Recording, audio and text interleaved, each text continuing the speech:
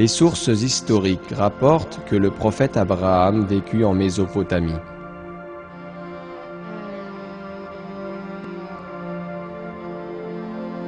Le Coran nous informe que lui et son fils, le prophète Ismaël, construisirent la Kaaba.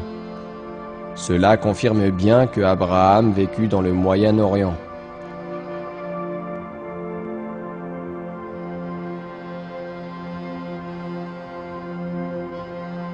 À cette époque, quasiment toutes les tribus du Moyen-Orient pratiquaient des rites païens. Ils adoraient soit des statues qu'ils façonnaient de leurs mains, soit des corps célestes tels que le soleil et la lune. Les découvertes historiques et archéologiques prouvent qu'effectivement, la région avait des croyances païennes. Les excavations archéologiques ont permis de mettre à jour un grand nombre de restes de statues, faites de pierre et d'argile, servant d'idoles.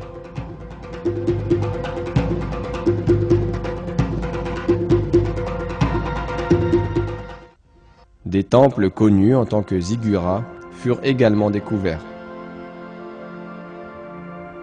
Grâce aux documents historiques, on sait que ces temples servaient à vénérer le soleil et la lune.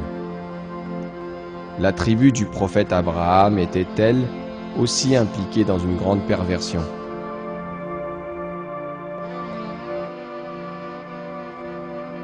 Ils fabriquaient des statues de leurs propres mains et ensuite les vénéraient inconsciemment.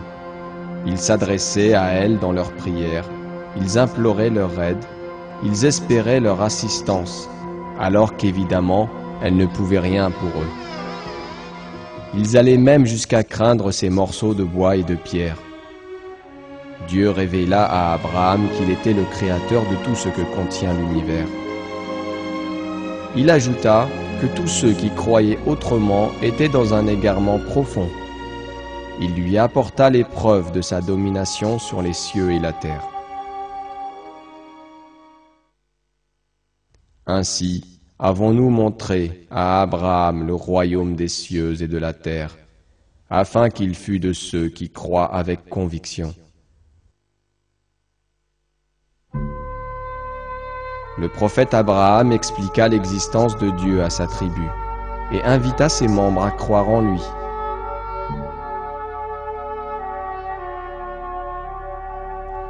Ils rejetèrent les vérités qu'il leur présenta sous prétexte qu'ils obéissaient à la religion de leurs ancêtres.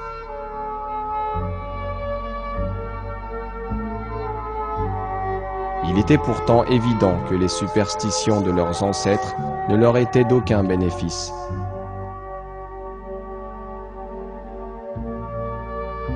Dieu révèle la position de ceux qui, aveuglément, adoptent les croyances de leurs prédécesseurs.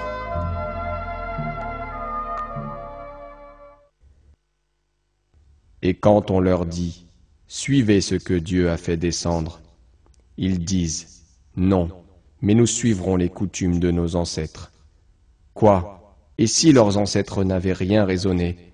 Et s'ils n'avaient pas été dans la bonne direction?